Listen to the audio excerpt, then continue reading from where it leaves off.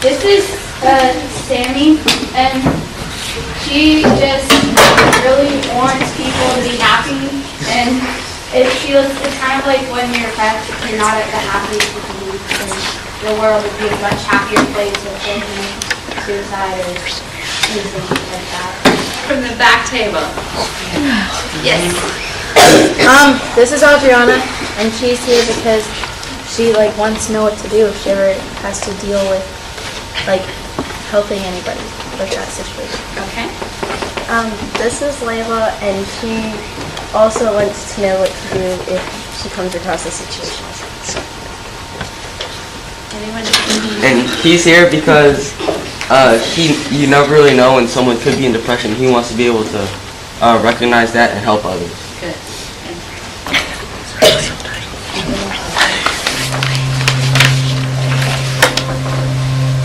Teenage suicides have been rising. I wish we had been able to talk to someone. The warning signs were obvious. The tragedy of suicide. She attempted suicide at his home.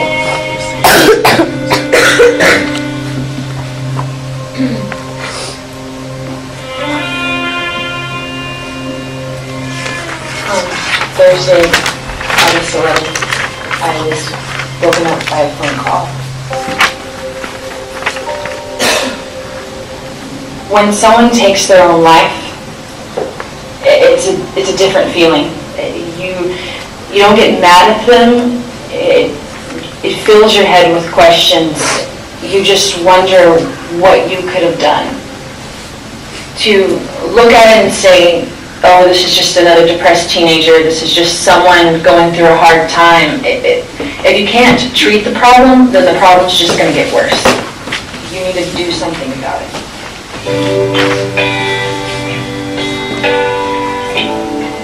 The agency started in the late 60s. It was a brainchild of a man named Dr. Cliff Jones, who's still with us today. Through the crisis line, our survivors group, and then certainly our teens program. And personally can testify that we saved some kids' lives, and it's a very I manage the crisis line, and I do the training to prepare people to volunteer on our crisis line. And when you've got somebody or talking to them in crisis, you can establish a lot in a 10 to 15 minute call. We've had kids as young as 9, 10 on crisis line.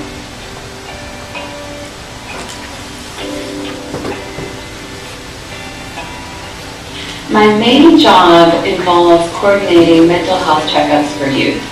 And then we also offer education and awareness programming and do post-mention for schools that have lost a student to suicide. The idea of these checkups is really to connect people, first to identify the youth, and then to get them connected to resources. We're just trying to offer them an array of resources that might be useful for them. Suicidologists have identified acute risk factors, which are immediate, and those are called the warning signs. And these warning signs, there are several of them. A change in behavior, thinking about suicide, anger and irritability, substance abuse, isolation or withdrawal.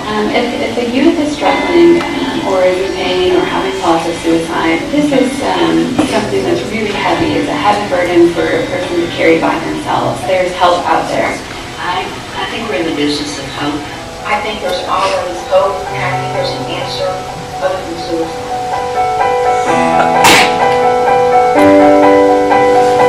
Life isn't what people make it out to be sometimes. It's not about image, it's not about success. It's hard, but it's not about any of it. It's just about living life and just enjoying it.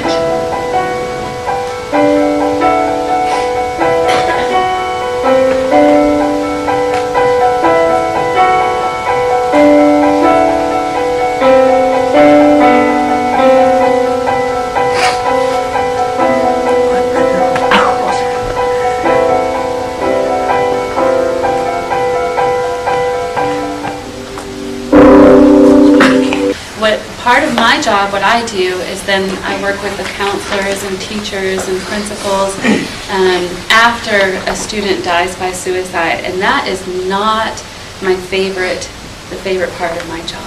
What I like to do is come to places like this on Today because we're preventing suicide. I don't want to respond after a child is already dead. We want to come and prevent it, but we do that, yes. So what do we do for prevention?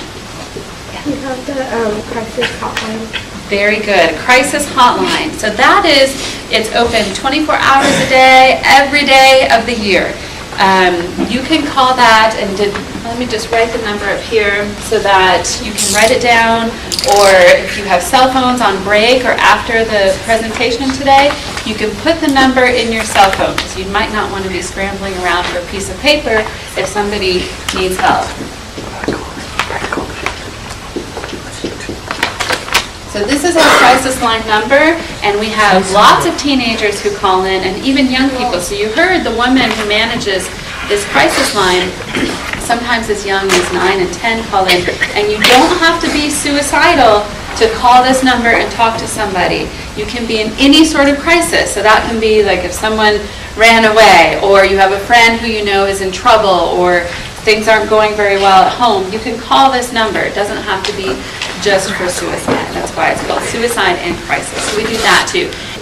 And then we do something else called mental health checkup, that we go into schools, and we are in Capel High School, so you might get the opportunity to do this later on. And we offer, it's just a 10 or 15 minute mental health checkup that you take on the computer, and it's just a way for us to get to know how are you doing, how are things going with you, and if it looks like you're really struggling and in pain, like we said on the video, this is really, that can be really isolating and just a burden, because people are scared to talk about depression, and people are scared to talk about suicide, so they carry it themselves and they don't share it with the people around them. And so we want to give people a chance to talk about it, and just by you being here today, you're already opening that door, so thank you. We have support groups for people we call survivors. And who do you think a survivor of suicide is? Yeah. Someone who is going to commit suicide, but like they get talked out of it or something. It seems like it, which is why I'm asking. In the back. Somebody who attempted it but didn't actually happen. Seems like it, but not quite. Yes. Is it like someone's like close friend or relative who tried to do it and probably succeeded or not? Yes, did everyone hear that? Okay, so most people when we say the word survivor, most people think it's someone who attempted and lived, like your friend, right? And that's not who survivor. Survivor is someone who has actually lost a family member or a very close friend to suicide. And that type of death is a very different type of grief. Why do you think that would be different from losing someone to a car accident or cancer or something like that? Because the fact that they would take their own life and you feel like you could have done something. That's exactly right. So they took their own life and you feel like you could have done something. So when you feel like you could have done something, what feeling comes up? Guilt. There's a lot of guilt when we talk about suicide. There's a lot of guilt even if people die for other reasons already. So imagine what it must be like with suicide. And for those of you who have siblings in the high school, did they talk about that at all? Or did they talk about any feelings about guilt? Or yes? Well, my cousin goes to the high school, and he said like a lot of the people there were like feeling upset and kind of stressed about it, and so they had like a priest or something, or a pastor come and talk to them during lunch, and he said that kind of helped. That helped everyone? Good, I'm glad that helped. So it sounds like they were given an opportunity to kind of talk about what was going on with them, and feeling stressed and everything. Yeah, so what we do is if you know someone who needs this group, they come together and you meet for 8 weeks, once a week, every week, and it's just a place for people to cry and to talk about the person that they lost with other people who get it. They understand what they're going through. Here's what we're gonna do. I want you, each table, to write down as many things you can think of when you hear the word depression.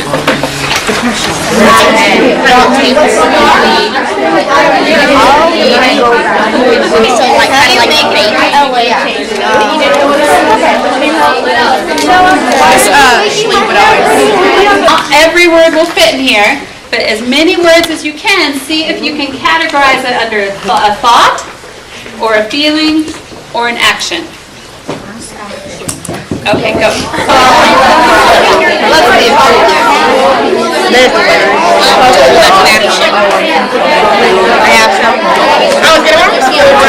Everyone's like, I like tacos, but I wasn't that upset. I would wear it. People are like, okay, 1, 2, 3. Okay, I'm gonna stop going for a while. Yo, Pimento! Which one's I don't know. Okay, so GPA, SATs, making your wrongful I'd like now some people from the groups to come volunteer, someone to do thoughts, someone to do feelings, and someone to do actions.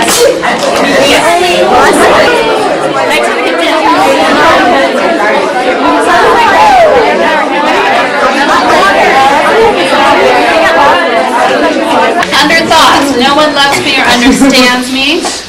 Sad. Depressed. Sad and depressed. Okay, so sad and depressed. We have people saying we should move under feelings. What do you think?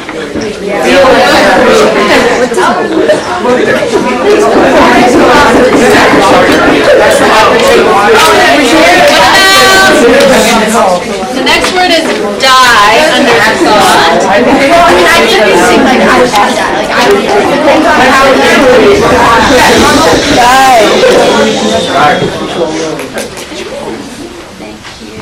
Can you say that again? Yes, you. And you said, I think something about. Oh, well, I was saying, I think it kind of depends on how you use it. Like dying can be an action, or you can think like, I should die, or I want to die. That can be a thought. So it depends on which way you use it. That's exactly right. So you can have thoughts of death. So if these are thoughts, it's fine. Otherwise, dying would be an action. Depends on how the group meant it. Terrified. Feeling.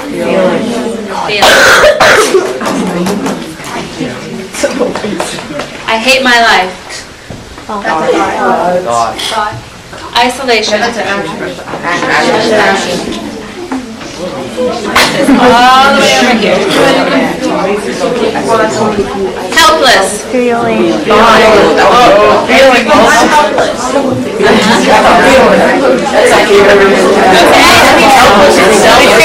We have some debate. Is thought or is helpless a thought or a feeling?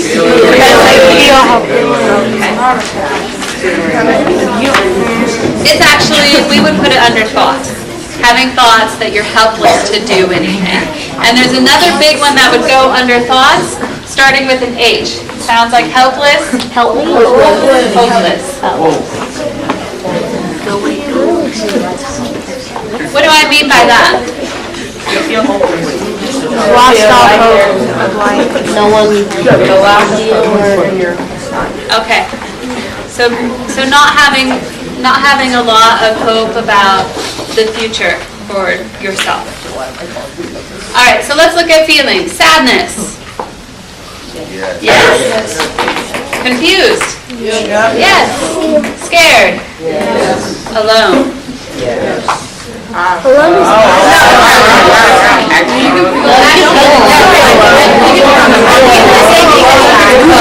Okay. Hold on 1 second. More debate over alone. Do you feel alone? Yes. Feel alone, or is there another word maybe to describe that? lonely. Yes, feeling lonely. You can feel like alone, you're alone. You can't like If those actions of being alone, it's like, I think alone is isolation. Okay, so alone, we would actually categorize as a thought. I have this thought that I am alone, similar to no one loves me or understands me, and then I feel lonely. Okay, so alone was mad, lost. Yes. Thought. No, it's a Okay, lost is also a thought. Can anyone tell us why? You think you're lost. Okay, it's a thought that you have that you are lost in this world. Very good. Insecure. Okay, and there's probably lots of reasons, lots of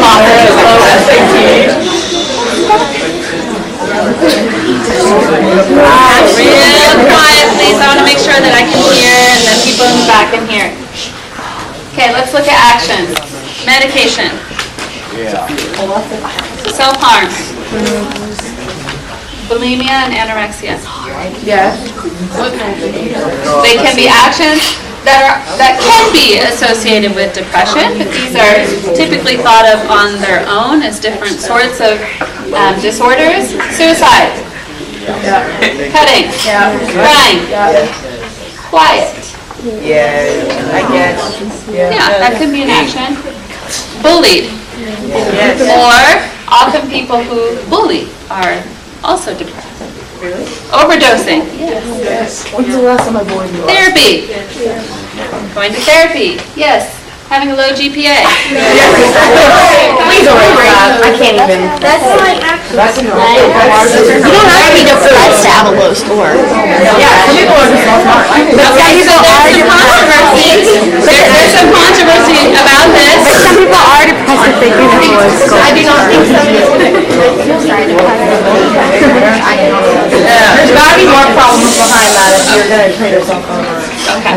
So we're just talking about depression now. Feeling like Just depression. Not every person who has a low GPA is depressed, it's true. But a person who is depressed probably will have more difficulty in school than others who are not depressed would. Usually. Does that make sense? So the CPA, the national merit thing, like 4 people. What about withdrawal? More closely linked to depression. Secret keeping. yeah. Yes.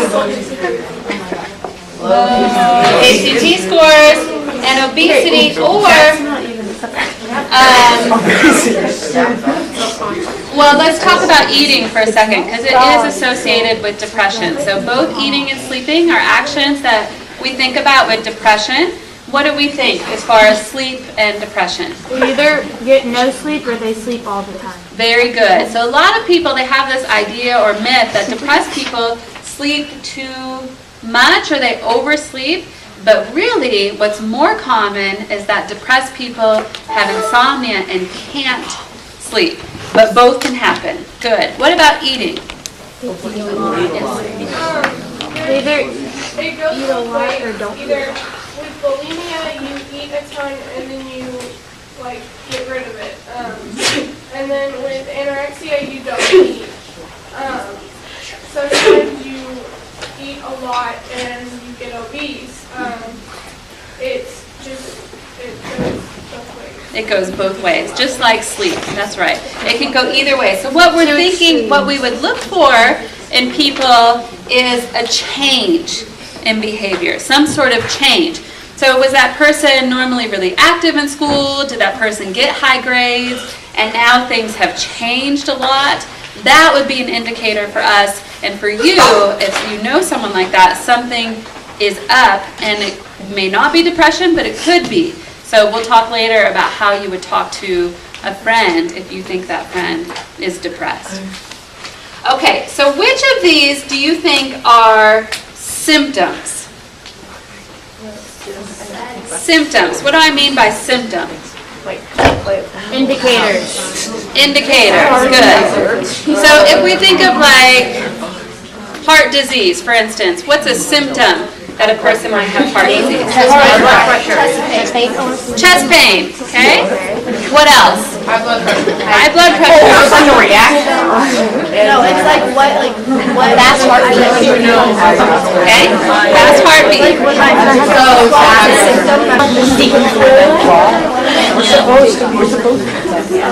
All right, let's think about the symptoms. The symptoms can be in any one of these categories, and they tell us that person might be depressed. So I've got some of them on a PowerPoint. We'll just go through real quickly what some actual symptoms might be, and we've already talked about a lot of them. Have this one, right? Depressed? A depressed mood most of the day. Loss of interest in activities that the person used to enjoy. I don't think we have that one up there. Where would that go? Okay, so they might withdraw from activities, and the loss of interest would probably be thought-based. What about change in appetite? We talked about that. You might see a person gain a lot of weight or lose a lot of weight. Trouble with sleeping. Sometimes people, and this is for people who are really depressed, what we see is that even their motor skills begin to slow down a little bit. So that's something, if a therapist was working with someone who's really depressed, you would watch how they're acting and how that person is moving, because it can even affect that. A general loss of energy, this one is really common. Feelings of worthlessness or hopelessness, so I would change those to thoughts. Trouble concentrating, and frequent thoughts of death. For people who are very depressed, they are often thinking about death. Why, if you're depressed, would you think so much about death? You won't be depressed. You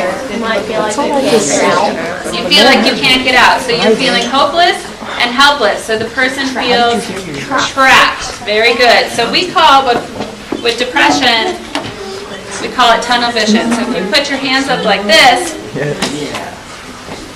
you have blinders on. You have blinders on. So if you're talking to a depressed person, you'll hear lots of, well, we see sometimes in youth a lot of depression about maybe not getting into the right university.